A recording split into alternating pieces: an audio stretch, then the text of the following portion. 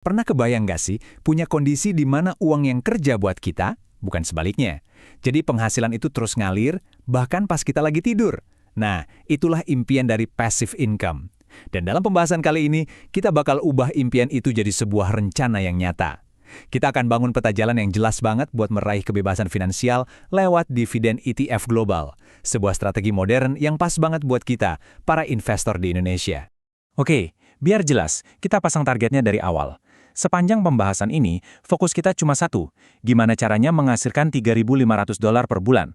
Kalau dirupiahkan, itu sekitar 55 juta dalam bentuk passive income. Angka ini bukan cuma angan-angan loh, ini adalah target konkret yang buat banyak dari kita udah cukup banget buat nutupin biaya hidup. Artinya, kita bisa hidup dari aset, bukan lagi dari gaji. Nah, inilah definisi kebebasan finansial yang sesungguhnya. Untuk bisa sampai ke sana, perjalanan kita akan dibagi jadi 6 bagian. Pertama, kita kuatin dulu impian passive income itu.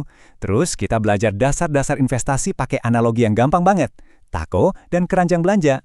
Setelah itu, baru kita bedah 4 jalur berbeda buat dapetin 55 juta per bulan, plus panduan praktisnya khusus buat kita yang di Indonesia.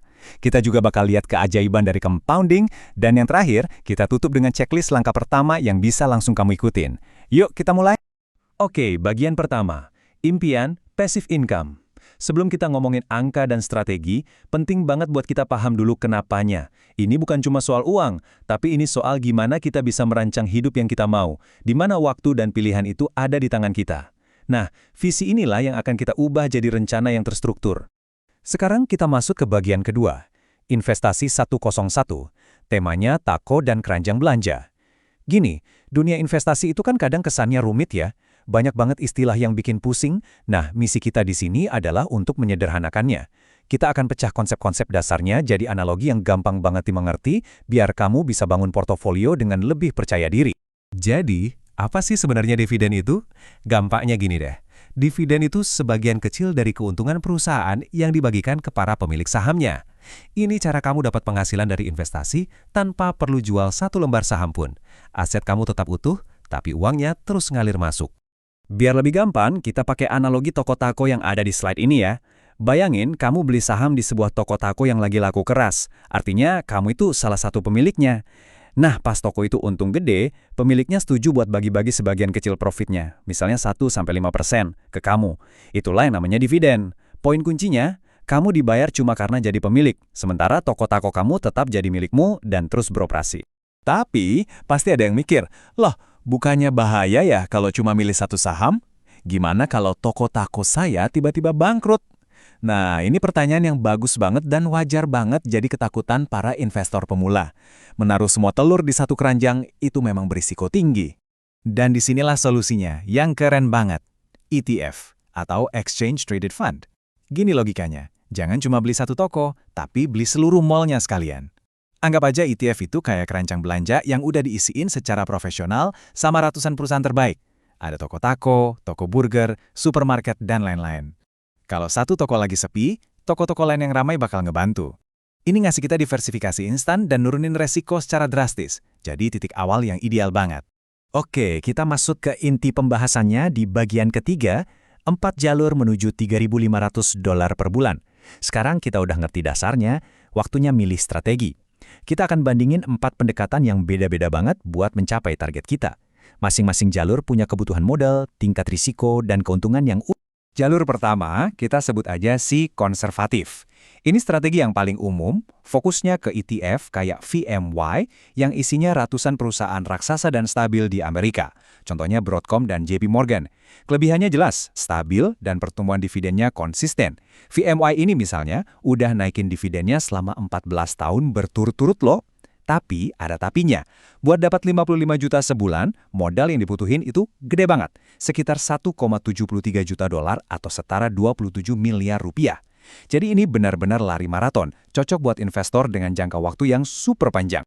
Jalur kedua adalah si juragan properti. Kalau kamu suka ide dapat duit dari properti tapi malas ngurusin penyewa, REITs ini jawabannya. Ini intinya adalah perusahaan yang punya banyak properti kayak mall dan perkantoran. Contoh paling terkenalnya itu Realty Income.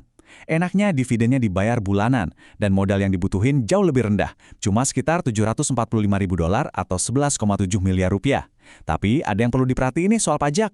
Dividen dari REITs sering dianggap pendapatan biasa, yang artinya tarif pajaknya bisa lebih tinggi dari dividen saham biasa.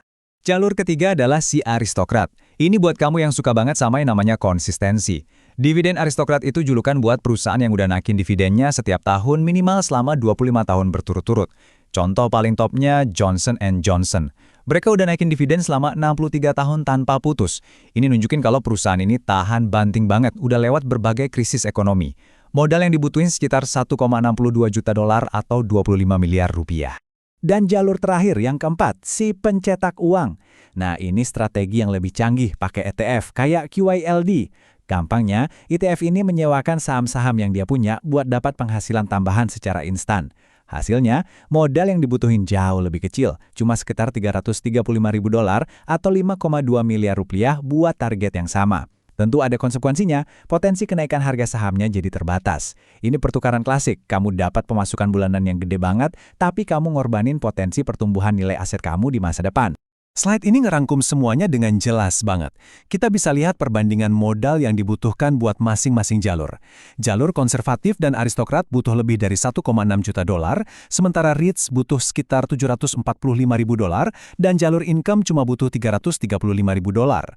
Pesan utamanya gini, nggak ada jalan yang paling benar. Adanya cuma pilihan dan trade-off.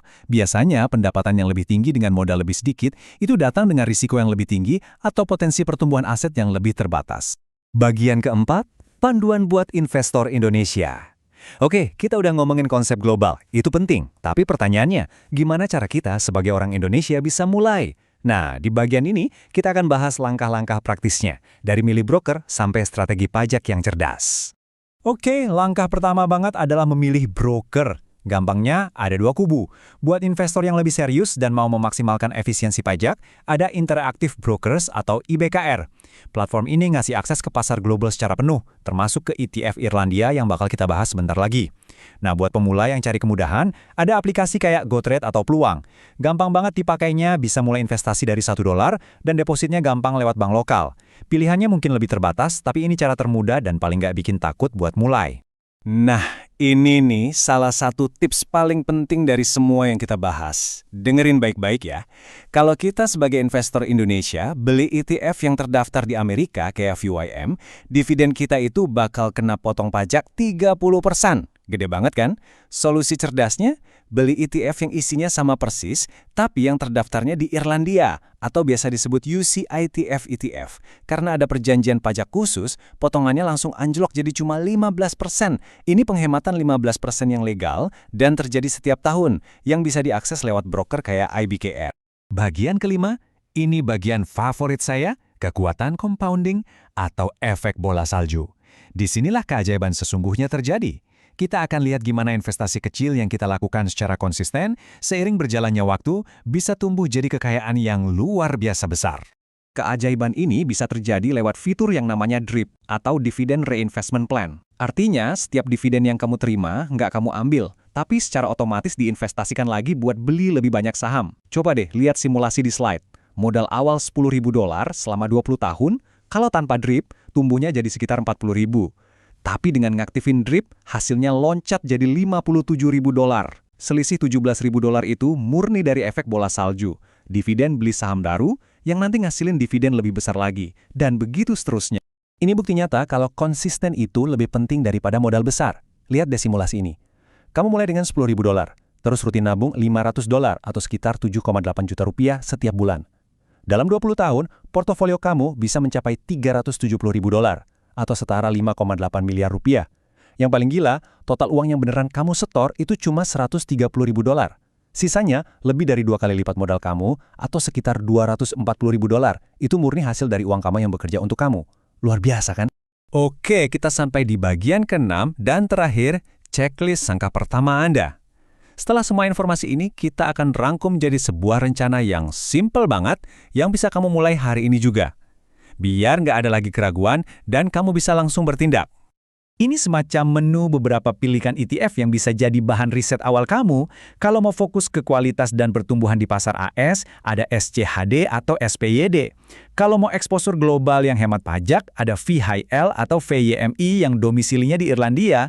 Dan kalau kamu mau investasi di dalam negeri aja, tanpa risiko kurs, ada XCHID yang isinya saham-saham dividen terbaik di bursa kita. Jadi ini dia rangkuman rencana aksinya, cuma 5 langkah simpel. 1. Pilih broker kamu. Mau IBKR buat efisiensi pajak atau GoTrade buat kemudahan? Bebas. 2. Tentukan strategi kamu. Lebih fokus ke pertumbuhan aset atau pendapatan bulanan? 3. Atur investasi rutin bulanan atau dollar cost averaging. 4. Ini penting banget. Aktifkan DRIP biar dividen kamu terus bekerja.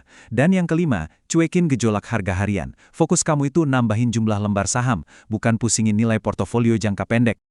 Sebagai penutup, ingat kata-kata ini. Waktu terbaik untuk memulai adalah kemarin, dan waktu terbaik kedua adalah hari ini.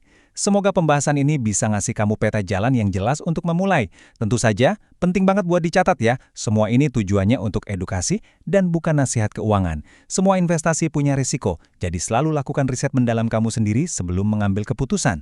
Terima kasih sudah menyimak.